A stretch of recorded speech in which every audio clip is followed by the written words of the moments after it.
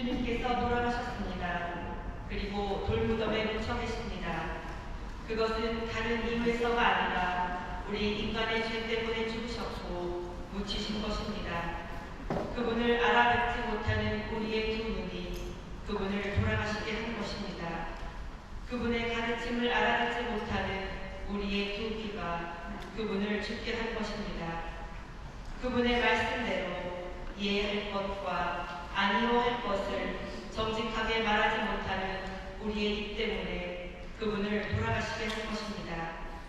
우리는 모두 우리의 죄를 슬퍼하고 가슴으로 통회해야 합니다. 오늘 이 예식을 통하여 우리의 마음을 다시 하느님께 돌리며 순환하고 돌아가신 주님께 우리의 마음을 보호해야 하겠습니다. 모두 일어서십시오.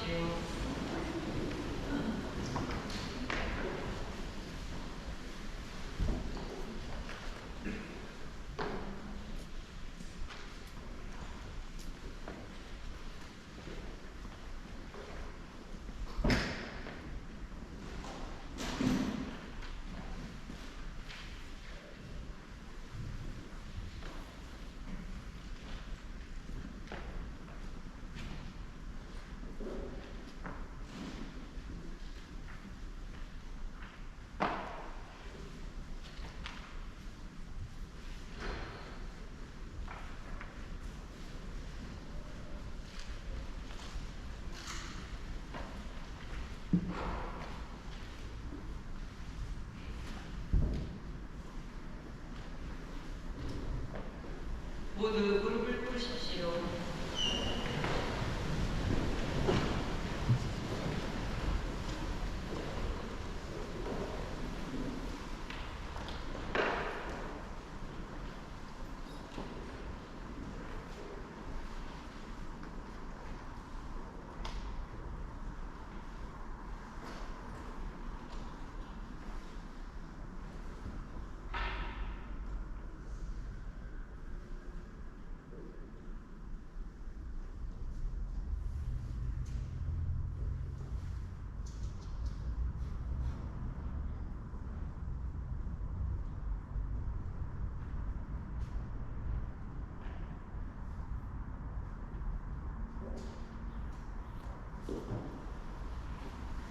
모두 일어서십시오.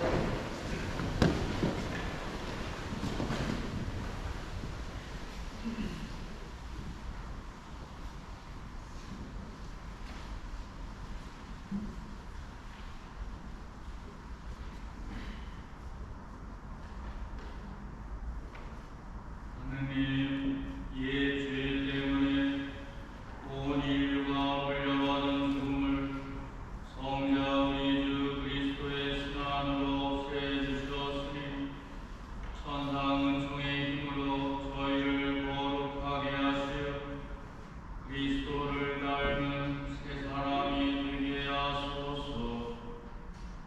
우리 주 그리스도를 통하여 비나이다.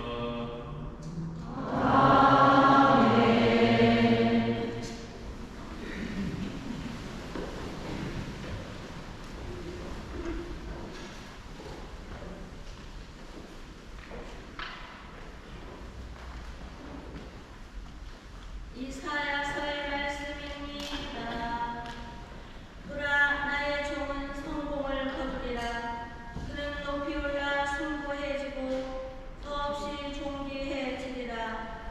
그의 모습이 사람 같지 않게 망가지고 그의 자태가 인간 같지 않게 망가져 많은 이들이 그를 보고 즐겁하였다.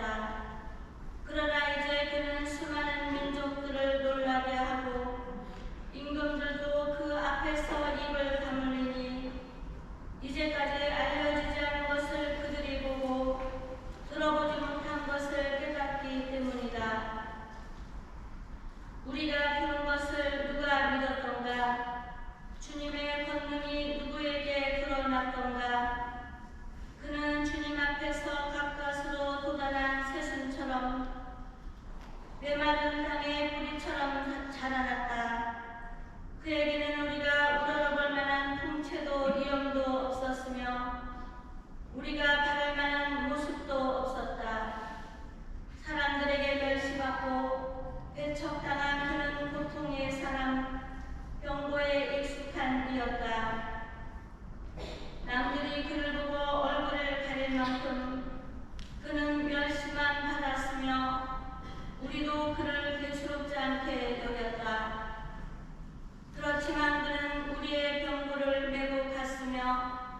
우리의 고통을 짊어졌다. 그런데 우리는 그를 벌받은 자, 하느님께 매맞은 자, 천대받은 자로 여겼다. 그러나 그가 들린 것은 우리의 악행력 때문이고 그가 으스러진 것은 우리의 죄악 때문이다. 우리의 평화를 위하여 그가 징벌을 받았고 그의 상처로 우리는 나았다. 우리는 모두 양떼처럼 길을 잃고 저마다 제 길을 따라갔지만 주님께서는 우리 모두의 죄악이 그에게서 떨어지게 하셨다. 학대받고 천대받았지만 그는 자기 입을 열지 않았다. 도살장에 끌려가는 어린 양처럼 털 깎는 사람 앞에 장잡고 서 있는 어미 양처럼 그는 자기 입을 열지 않았다. 그가 구속되어 판결을 받고 제거되었지만 누가 그의 운명에 대하여 생각해 보았던가. 정녕 그는 산 이들의 땅에서 잘려나가고 내 백성의 악행 때문에 고난을 당하였다. 폭행을 저지르지도 않고 거짓을 입에 담지도 않았건만 그는 악인들과 함께 묻히고 그는 죽어서 부자들과 함께 묻혔다. 그러나 그를 으스러뜨리고자 하신 것은 하나님의 뜻이었고 그분께서 그를 병고에 시달리게 하셨다. 그가 자신을 속죄 제물로 내놓으면 그는 후손을 보며 오래 살고 그를 통하여 주님의 뜻이 이루어지리라. 그는 제 고난의 끝에 빛을 보고 자기의 예지로 흡족해지리라. 의로운 나의 종은 많은 이들을 의롭게 하고 그들의 죄악을 짊어지리라. 그러므로 나는 그가 귀인들과 함께 제 몫을 차지하고 강자들과 함께 전리품을 나누게 하리라. 이는 그가 죽음에 이르기까지 자신을 버리고 무법자들 가운데 하나로 헤아려졌기 때문이다. 또 그가 많은 이들의 죄를 메고 갔으며 무법자들을 위하여 빌었기 때문이다. 주님의 말씀입니다. 하나님 감사합니다.